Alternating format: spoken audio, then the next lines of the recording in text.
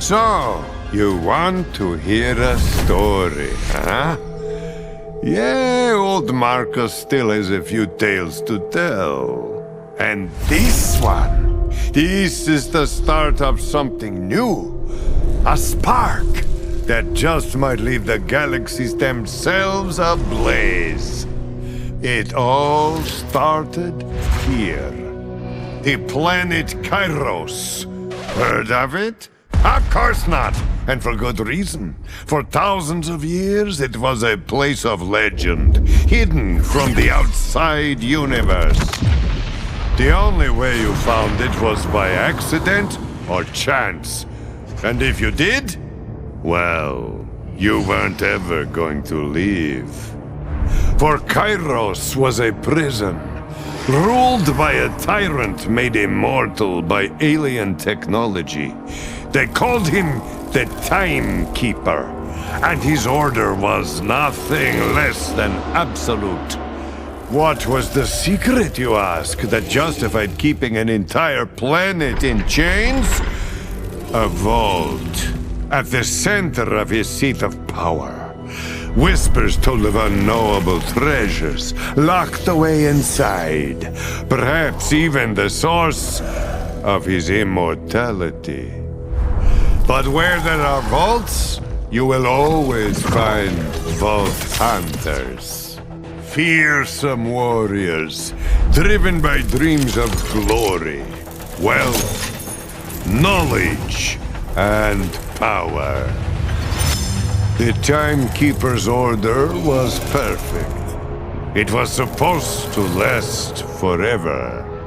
But vault hunters, they have a way of screwing up your plans. This new story? Well, it begins 6 years after Mayhem first came to Kairos. 6 years after the sky turned to fire.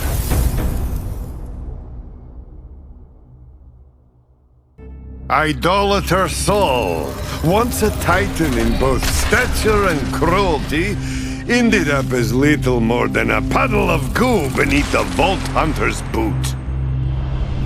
Rush and the Outbounders had fought back against the Order, and won, though some of their ranks would never see their dream of reaching the stars, the hope remained. And thanks to some unlikely alliances, it now burned brighter than ever. A single light against the looming shadow of the Timekeeper. The Vault Hunter had killed his loyal commander, and worse still, fanned the crimson flames of resistance across Kairos. And so, he watched and made his plans. And so, vile Lictor, who craved freedom from his mortal shell, got his wish. The Vault Hunter made sure of that. But the powers he had meddled with would only get more dangerous for our heroes. RJ, once a friend, survived his encounter with the Timekeeper, only to be made a test subject for Vile Lecter's terrifying experiments. He emerged with powers similar to a siren, along with a fractured and tortured mind. With their oppressor dead, the Augurs turned to reuniting the Claves and returning to their traditions.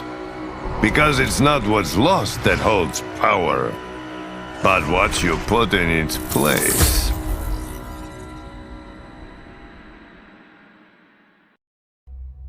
Calais, what was left of her, reached for the moon as she died. Her visions had promised her power, but destiny was no match for a Vault Hunter. Without a general at their head, her Ripper army fell to chaos. They had been denied their conquest of the sky and decided to make it everyone else's problem.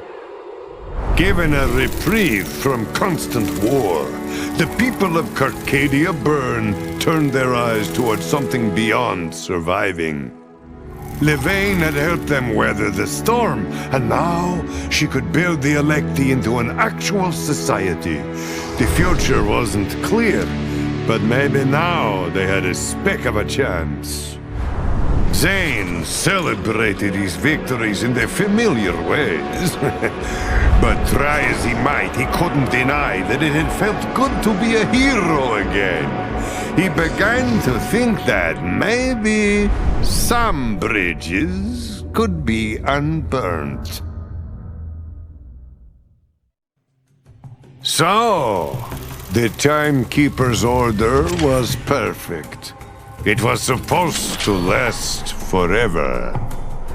But Vault Hunters, they have a way of screwing up your plans. A Vault Hunter is more than a warrior, more than a treasure seeker. A Vault Hunter is a force of nature. They live on the borderlands between order and mayhem. A Vault Hunter is the universe's way of righting the scales when they're tipped. Kairos would never be a prison again.